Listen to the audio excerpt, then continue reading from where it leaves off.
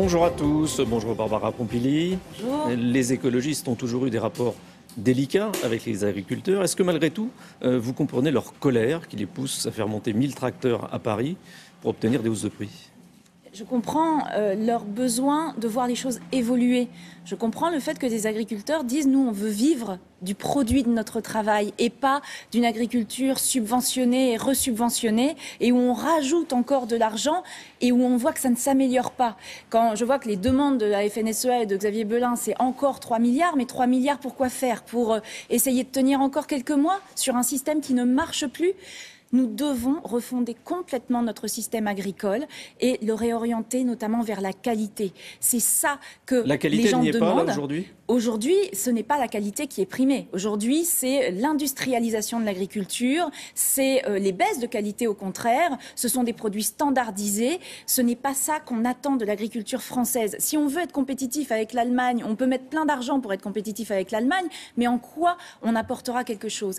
Et aussi, notre alimentation, ce que nous mangeons, les gens ont envie de manger des bons produits. Donc orientons plutôt cet argent qui est demandé par Xavier Belin pour favoriser des filières de qualité, pour aider les collèges, les lycées, les restaurants d'entreprise à acheter des produits de qualité, pour qu'enfin on reproduise des légumes dans notre pays et qu'on arrête d'importer énormément de soja par exemple, qu'on produise des légumineuses pour nourrir nos animaux. Bref, revoyons notre système agricole et redonnons leur dignité aux agriculteurs qui peuvent être fiers du travail qu'ils font, mais si on leur donne les moyens de le faire. Mais ce que disent les agriculteurs, en tout cas un grand nombre d'entre eux, c'est qu'il y a trop de normes en France, que la concurrence n'est pas égale avec les autres pays, et notamment des normes environnementales excessives. Vous savez, si on ne protège pas l'environnement, les agriculteurs, bientôt, ils n'auront plus de terre pour travailler. La terre, l'environnement, la protection de la nature, c'est ce qui donne aussi un avenir à nos agriculteurs. Donc arrêtons de nous tromper de combat. Ce n'est pas l'environnement contre l'agriculture. L'agriculture doit être intégrée dans son environnement et c'est surtout que nous devons, encore une fois, réorienter vers la qualité, vers les circuits courts, vers le bio aussi à plus long terme. Mais voilà ce que nous attendons et nous avons le droit aussi d'avoir de la nourriture de qualité, retrouver le goût, retrouver le terroir. Aujourd'hui, c'est une trop petite partie de notre agriculture qui fait cela et on voit d'ailleurs que ceux qui font la qualité s'en sortent mieux que les autres. Donc aidons les autres à venir vers la qualité pour pouvoir mieux vivre de leur travail. Et puis en plus, l'agriculture de qualité, ça crée beaucoup plus d'emplois que l'agriculture industrielle qui traite mal les animaux et qui n'a vraiment pas d'avenir. Dans l'actualité, il y a aussi la question de l'EPR de Flamanville. Il est reporté une nouvelle fois. Est-ce que vous pensez qu'il faut abandonner cette filière nucléaire ?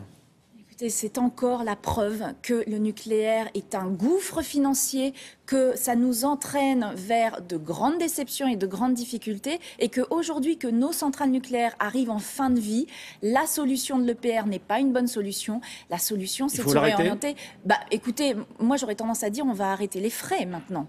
Maintenant, réorientons-nous vers des énergies qui sont les énergies d'avenir, qui sont des énergies renouvelables, vers l'efficacité énergétique pour avoir enfin une politique énergétique qui va dans le bon chemin. La loi de transition énergétique commence à entamer ce chemin. Continuons, le nucléaire, c'est le passé. Vous êtes coprésident du groupe écologiste à l'Assemblée nationale. L'autre coprésident, c'était François de Rugy. Il a quitté Europe Écologie Les Verts. Est-ce qu'il est toujours coprésident ? Alors attendez, attention, ne nous trompons pas. Le groupe écologiste, c'est un groupe qui regroupe des écologistes qui sont membres d'Europe Écologie Les Verts, mais aussi d'autres qui n'en sont pas membres, et ça représente d'ailleurs près d'un tiers du groupe aujourd'hui. Donc il est toujours coprésident. Le groupe écologiste continue à exister. François de Rugy en est un membre très important, évidemment. Il est toujours coprésident. Il est toujours coprésident. Maintenant, pour sortir un peu des problèmes que nous avons rencontrés de fonctionnement et de tension, nous avons fait des propositions aux autres membres du groupe pour un nouveau fonctionnement. Nous allons voir les réponses qui nous sont apportées. Mais ce qui est très important pour nous, c'est qu'un groupe écologiste, dans sa diversité, puisse continuer à s'exprimer au Parlement. Vous restez Europe Écologie Les Verts ? Écoutez, Aujourd'hui, je me pose beaucoup de questions. Est-ce que Europe Écologie Les Verts est toujours le parti de tous les écologistes, comme il avait vocation à l'être? Est-ce que c'est encore un parti qui veut aller aux responsabilités, qui veut peser sur les choses en passant des contrats de majorité et en s'y tenant? Est-ce que c'est un parti qui a encore comme repère la lutte contre le Front National? Toutes ces questions-là, aujourd'hui, sont sur la table. On a franchement des raisons de se poser des questions. Moi, j'attends de voir, mais en tout cas, pour l'instant, je continue à me battre parce que l'écologie mérite d'être portée dans ce pays. Europe Écologie Les Verts, justement, est en train de négocier des accords pour les régionales avec le parti de gauche de Jean-Luc Mélenchon. Ça traduit un vrai virage à gauche. Écoutez, en tout cas, on est sur un tournant, effectivement, qui est très important. Est-ce que Europe Écologie Les Verts, et c'est ce que je vous disais tout à l'heure, est le parti de tous les écologistes, et tous les écologistes ne sont pas à la gauche de la gauche. Donc si ce parti décide, et on va voir dans les semaines et les mois qui viennent, de se fondre dans la gauche protestataire, de devenir un parti de gauche protestataire, et de renoncer à ce qui fait la richesse de l'écologie, c'est-à-dire la participation aux exécutifs, le compromis et puis tout un éventail de pensées politiques. Si on se coupe de cela pour uniquement faire du protestataire, il y a une grande partie des écologistes qui ne se retrouveront plus. Donc j'espère que ce virage-là ne sera pas pris, mais j'ai le sentiment qu'on en prend le chemin. Cette division des Verts, cette division de la gauche, elle est problématique au moment où se profilent les régionales. Est-ce que vous ne pensez pas qu'il faudrait une sorte d'union sacrée de la gauche, notamment dans les régions où le Front National risque de l'emporter? Oui. Dans l'intérêt de la gauche? Dans l'intérêt de la gauche et dans l'intérêt des citoyens. Les citoyens doivent savoir ce qu'on leur propose. Pour une élection à la proportionnelle, il faut proposer notre projet. Donc le projet écologiste qui est riche en lui-même, il n'a pas besoin de se fondre avec un autre projet. Il est riche en lui-même.